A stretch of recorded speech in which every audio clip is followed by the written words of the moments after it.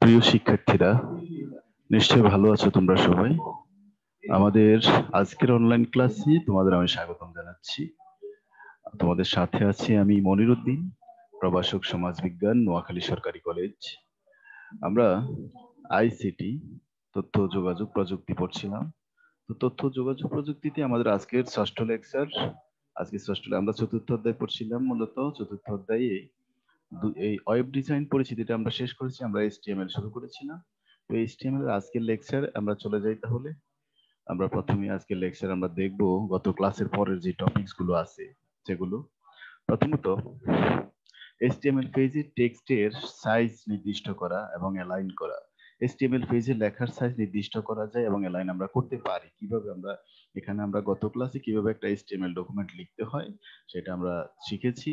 তো আজকে সেরকম একটা ডকুমেন্টে টেক্সটের সাইজ অ্যালাইন কিভাবে করতে হয় সেটা আমরা দেখব। আমরা গত ক্লাসে এইচটিএমএল অ্যাট্রিবিউট সম্পর্কে পড়েছি। তো এখানে আমরা প্রথমে একটা এইচটিএমএল ডকুমেন্ট দেখলাম। এখানে ডকুমেন্ট দেখে আমরা এখানে যে প্যারাগ্রাফ, এই প্যারাগ্রাফের মধ্যে আমরা টেক্সটকে সাইজ নির্দিষ্ট করব, অ্যালাইন করব। তাহলে কিভাবে? তাহলে এখানে আমরা এই যে পি ট্যাগ প্যারাগ্রাফ, এখানে অ্যালাইন, যেটা নাম হলো অ্যালাইন অ্যাট্রিবিউটের নাম, আর অ্যাট্রিবিউটের আমরা ভ্যালুটা বসিয়ে দিলাম। ওকে, ভ্যালুটা বসিয়ে দিলাম সেন্টার। তার মানে লেখাটা, আমরা যে লেখাটা এই ডকুমেন্টে লিখবো, এই প্যারাগ্রাফের এই লাইনে এই ট্যাগের মধ্যে লিখবো, সেটা পেজের কোথায় যাবে? সেন্টারে। যেমন এখানে যে welcome to Systech digital home page, এই যে এই লেখাটা, এটা যখন আমরা রান করাবো ডকুমেন্টটাকে কোনো একটা ব্রাউজারের মধ্য দিয়ে, তখন এই লেখাটা আমাদের শো করবে কোথায়? এই লেখাটা আমাদের শো করবে মাঝখানে, সেন্টারে। ওকে, তারপরে এখানে লেখাটা বোল্ড হবে, বি। ওকে, বি মানে লেখাটা কি হবে? বোল্ড হবে, মানে মোটা অক্ষরে হবে। আর এই লেখাটার ফন্ট সাইজ কত? 5। এই যে টোটাল, এই যেটা আমি দেখাইলাম এখানে, এটা হলো আমাদের অ্যাট্রিবিউট। এই অ্যাট্রিবিউটে আমরা টেক্সটের পেজে টেক্সটের সাইজ নির্দিষ্ট করলাম। টেক্সটের সাইজ হলো 5। ওকে, আর অ্যালাইন করলাম। এখানে অ্যালাইনটা হবে কোথায়? সেন্টারে। এটা অ্যালাইন রাইট লেফট হইতে পারে, তারপরে সেন্টার হইতে পারে। তাহলে আমরা অ্যালাইনটা কোথায় করলাম? সেন্টার। আর টেক্সটটা বোল্ড হবে, এই কারণে বি ট্যাগ। ওকে, এরপরে আমরা এখানে প্রত্যেকটা ট্যাগকে কি করলাম? শেষ করলাম। প্রত্যেকটা ট্যাগ আমাদের এখানে ক্লোজ করলাম। ডকুমেন্টটা দেখলাম, আর সবগুলো আমাদের আগের মতোই। এখন এখানে আমরা এই যে অ্যাট্রিবিউটে যেই অ্যালাইন এবং সাইজ নির্দিষ্ট করে দিলাম, এখন যদি আমরা এটাকে রান করি তাহলে এটা কি অবস্থা হয় আমরা এখন সেটা দেখব। যখন ওয়েব ব্রাউজারে আমরা ওই পেজটাকে, ওই ডকুমেন্টটাকে ওপেন করলাম, তখন এই যে লেখাটা, যেটার কথা আমি বলেছি, welcome to Systech digital home page, লেখাটা চলে আসছে। এবং তোমরা নিশ্চয়ই খেয়াল করেছো, লেখাটা পেজের একদম মাঝখানে আছে, এই পাশে একেবারে ডাইনি অথবা একেবারে বামে নয়, একদম মাঝখানে আছে। তারপরে লেখাটা অন্যান্য এই যে যে অন্যান্য লেখাগুলো যে আমরা দেখি, যেমন এগুলার সাথেও লেখাটা একটু মোটা না, ওই যে বোল্ড বি দেওয়ার কারণে এটা এভাবে আসছে। ওকে, এটা এই এই সিস্টেমে আমরা অ্যাট্রিবিউট ব্যবহার করে টেক্সটের সাইজ নির্দিষ্ট করতে পারি, অ্যালাইন করতে পারি। এখানে এই এই যে এটা আমরা রান করার পরে যেটা আসছে, বা আমরা টেক্সটের সাইজ কিভাবে নির্দিষ্ট করেছি, অ্যালাইন করেছি, সেটার ব্যাখ্যা এখানে আছে। এখানে আমরা দেখব পি পি দ্বারা প্যারাগ্রাফকে বোঝানো হয়েছে এখানে। ওকে, যে প্যারাগ্রাফটা আমরা লিখেছি, পি ট্যাগ দ্বারা প্যারাগ্রাফকে বোঝানো হয়েছে। তারপরে অ্যালাইন, অ্যালাইন সেন্টার দ্বারা লেখাটি যে সেন্টার অ্যালাইন হওয়ার জন্য নির্দিষ্ট করা হয়েছে সেটা বোঝানো হয়েছে। বি দ্বারা লেখাটি বোল্ড নির্দিষ্ট করা হয়েছে। ফন্ট সাইজ 5 দ্বারা লেখাটি কত সাইজ কত হবে সেটা নির্দিষ্ট করা হয়েছে। ওকে, এই হলো আমাদের টেক্সটের সাইজ নির্দিষ্টকরণ এবং টেক্সটের অ্যালাইন সম্পর্কিত কিভাবে আমরা এইচটিএমএল পেজে করব তার সম্পর্কে আলোচনা। আমরা তারপরে দেখবো যে এইচটিএমএল এ হাইপারলিংক এর ব্যবহার। আমরা এইচটিএমএল এ কিভাবে হাইপারলিংক ব্যবহার করতে পারি আমরা এখন সেটা দেখবো। এইচটিএমএল হাইপারলিংকস। হাইপারলিংক হলো কি? হাইপারলিংক হলো প্রথমত মূলত মানে কোনো একটা লিংক দেয়া থাকবে, যেটাতে ক্লিক করলে ওই লিংকটা আমাদেরকে নির্দিষ্ট গন্তব্যে নিয়ে যাবে, এটা হলো হাইপারলিংক। ওকে, বিভিন্ন ধরনের তথ্যাবলীর ভিতর ভার্চুয়াল সংযোগ স্থাপন করার ব্যবস্থা হচ্ছে হাইপারলিংক। যদি তোমাদের পরীক্ষায় আসে 1 নাম্বারের প্রশ্ন, তোমরা জাস্ট এই কথাটা লিখে দিলেই হবে। বিভিন্ন তথ্যাবলীর মধ্যে ভার্চুয়াল সংযোগ স্থাপন, একটা লিংক, লিংক মানে সংযোগ, একটা লিংক স্থাপন করাটাই হলো কি? হাইপারলিংক। টেক্সট অথবা ইমেজকে আমরা হাইপারলিংক হিসেবে ব্যবহার করতে পারি, নির্দিষ্ট করে দিতে পারি। সাধারণত লিংকে মাউস পয়েন্টার নিলে এটার আকৃতি পরিবর্তিত হয়ে হাতের আইকনে পরিণত হয়। সাধারণভাবে লিংক লিংক করা টেক্সট আন্ডারলাইন করা থাকে এবং নীল রঙের হয়ে থাকে। মানে লিংক, যেটা লিংক আমরা করে দিব, যে টেক্সটটা একটা লিংক হিসেবে আমরা ব্যবহার করব, সেটা সাধারণত কি থাকে, নীল রঙের হয়ে থাকে এবং সেটাতে সাধারণত একটা আন্ডারলাইন দেওয়া করা থাকে, অথবা আন্ডারলাইন নাও থাকতে পারে। আর সেটাতে মাউস পয়েন্টার যখন আমরা নিব, তখন সেই মাউস পয়েন্টারটা হাতের কি বলে আকৃতিতে পরিবর্তিত হয়। ওকে, ওয়ার্ল্ড ওয়াইড ওয়েব সহ সব হাইপারটেক্সট সিস্টেমে হাইপারলিংক খুবই গুরুত্বপূর্ণ একটি ইনগ্রেডিয়েন্ট। ওকে, এটা হলো আমাদের হাইপারলিংক সম্পর্কে একেবারে প্রাথমিক ধারণা। আশা করি তোমরা হাইপারলিংক সম্পর্কে এটা বুঝতে পেরেছো। তোমাদের বইয়ে আরো বিস্তৃতভাবে লেখা আছে, তোমরা সেখান থেকে পড়ে নেবে। তারপর আমরা যাব যে হাইপারলিংকের সুবিধা কি বা হাইপারলিংকের সিনট্যাক্স কি, কিভাবে আমরা HTML এ হাইপারলিংক অ্যাড করব। তো প্রথমে আমরা যেটা দেখবো সেটা হলো হাইপারলিংকের সুবিধা।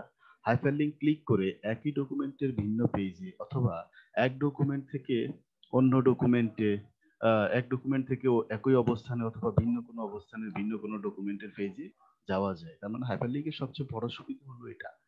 এটা হাইপারলিংকের মাধ্যমে আমরা এক ডকুমেন্টের মানে এক ডকুমেন্টেরই এক পেজ থেকে অন্য পেজ, অথবা এক ডকুমেন্টের একই পেজ থেকে ভিন্ন অন্য কোনো ডকুমেন্ট, ভিন্ন অন্য কোনো অবস্থানের কোনো ডকুমেন্টের পেজে আমরা কি করতে পারবো, যেতে পারবো। ওকে, এটা হলো আমাদের হাইপারলিংকের সবচেয়ে বড় সুবিধা।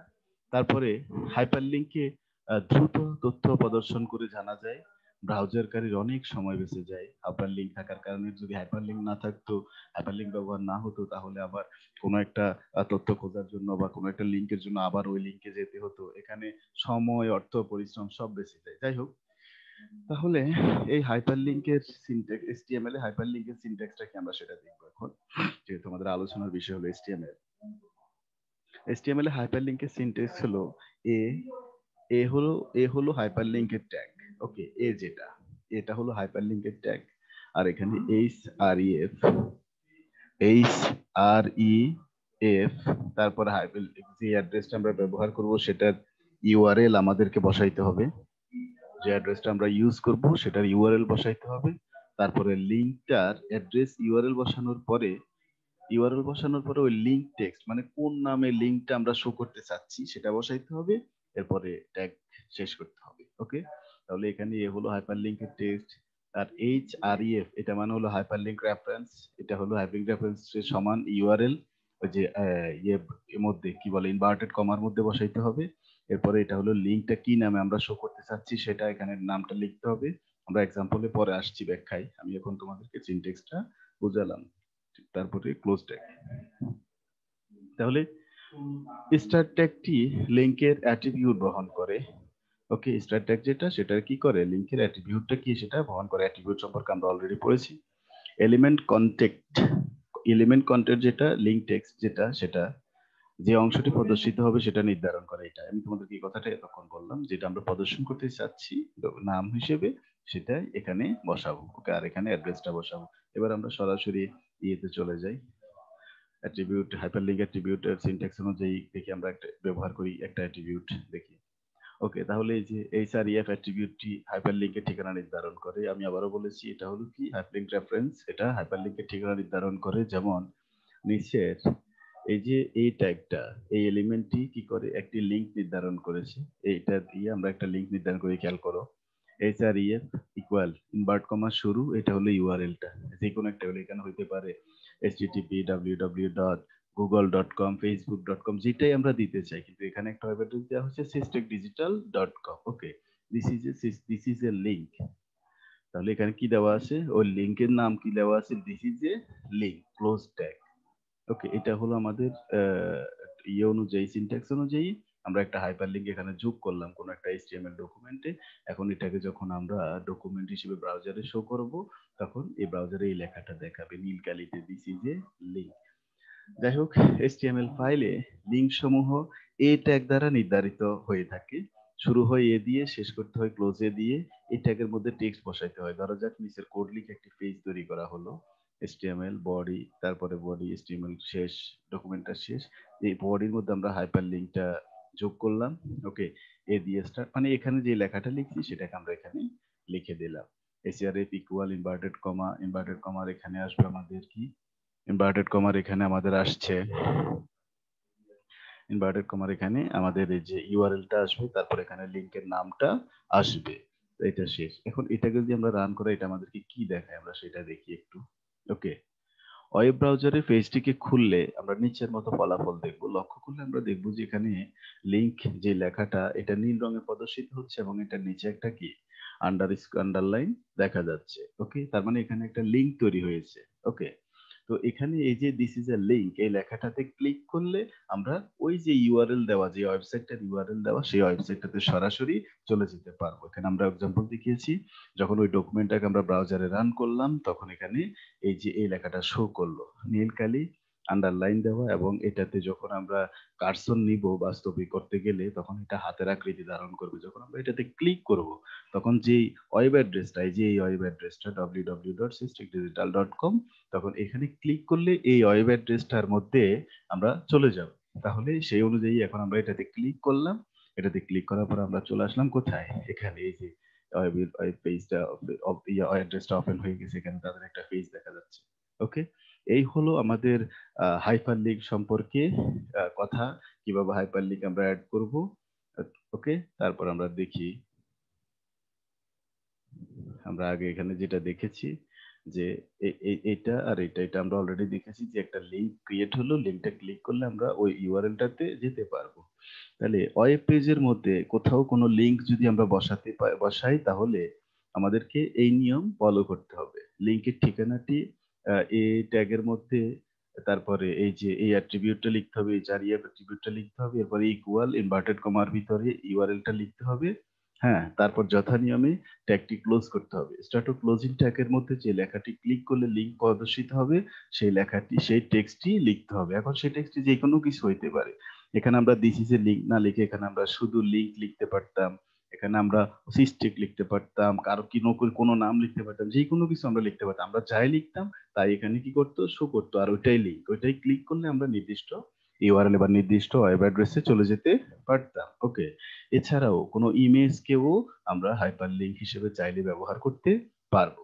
ওকে, যেমন আমরা ফেসবুকের এফ একটা সাইন আছে না, ইমেজ, এফ যে ইমেজটা আছে ফেসবুকের, সেটা যদি কোথাও আমরা এফটাকে যদি কোথাও আমরা ফেসবুকের লিংক হিসেবে ইউজ করি, ওই এফটাতে ক্লিক করলে সরাসরি ফেসবুকের পেজে চলে যাওয়া যাবে। ওকে, এই হলো আমাদের হাইপার লিংক সম্পর্কে কথা। তারপরে হাইপারলিংক দুই প্রকার, একটা হলো ইন্টারনাল হাইপারলিংক আর একটা হলো এক্সটার্নাল হাইপারলিংক। পরবর্তী ক্লাসে আমরা ইন্টারনাল এক্সটার্নাল হাইপারলিংক সহ অন্যান্য যে সকল টপিকস আছে সামনে সেগুলো নিয়ে আমরা আলোচনা করব।